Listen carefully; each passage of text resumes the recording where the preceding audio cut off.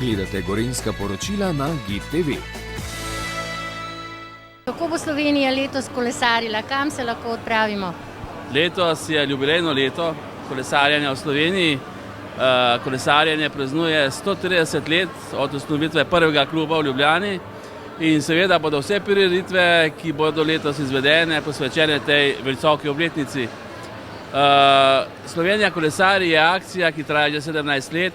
V njej je letos 72 prireditev, med njimi tudi Maraton Franja, Maraton Poli in veliko tudi manjših prireditev, družinskih kolesarjenj. In te prireditve organizira 58 društev, klubov in tako naprej. Kje bodo potekale trase in kdaj bo ta kolesarski izlet? Trase so različne, kot sem že rekel, to je 72 prireditev.